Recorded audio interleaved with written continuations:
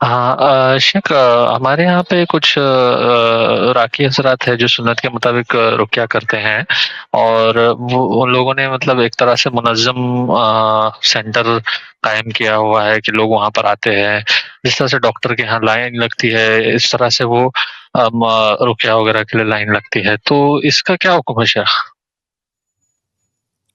دیکھیے بھائی، یہ جو طریقہ آپ نے بتایا، میرے جہاں تک میرا علم ہے سلف صالحین سے طریقہ کبھی نہیں ثابت رہا ہے۔ اصل جی پریشانی کیا ہے کہ مسلمان رقیہ کو، جیسے ہم جو ہے ایلوپیتھ دوا کھاتے ہیں کہ ایک ٹیبلٹ کھا لیے اور جو ہے صحیح ہو گیا، تو رقیہ کو اس طرح سمجھتے ہیں کہ ایک ڈاکٹر کے پاس جاؤ، ٹیبلٹ دے گا، صحیح ہو جاؤ گے۔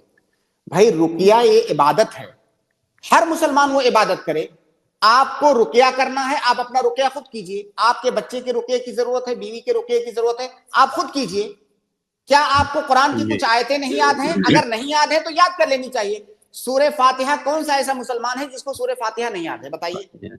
سورہ فاتحہ ہر مسلمان کو یاد ہے۔ سب سے بہترین رقیہ سورہ فاتحہ ہے۔ سورہ فاتحہ پڑھ کے آپ رقیہ کیجئے نا، قل هو اللہ احد، قل اعوذ برب الفلق، قل اعوذ برب الناس، آیت الکرسی، اور بھی کچھ قرآن میں سے کہیں سے بھی آپ کو یاد ہو، اس کو پڑھ کر کے آپ دم کیجئے، یہی رقیہ ہے۔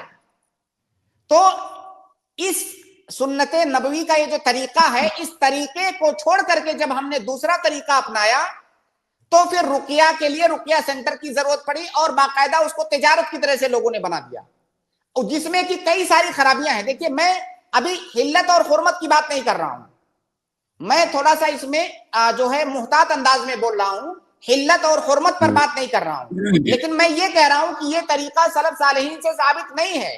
ہم اس طریقے پر کیوں نہ عمل کریں جو زیادہ مفید ہے؟ اس طریقے پر کیوں نہ عمل کریں جو اللہ کے نبی صلی اللہ علیہ وسلم کا طریقہ ہے؟ اس طریقے پر عمل کیوں نہ کریں کہ عبادت جہاں، رقیہ جہاں پر ایک عبادت ہو، رقیہ ایک عادت نہ بن جائے۔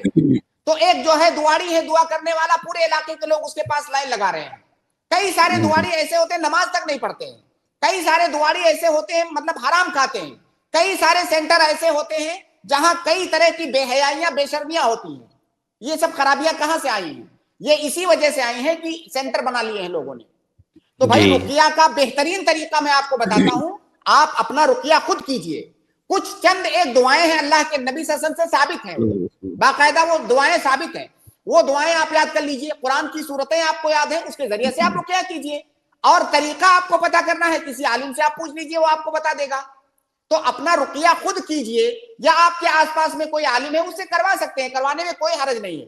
مسئلہ زیادہ اشکال یہاں پر آتا ہے جو سینٹر بنا لیتے ہیں، باقاعدہ دھندے کی طرح کرتے ہیں، کیونکہ اس میں بعد میں کئی ساری خرابیاں پھر آتی ہیں۔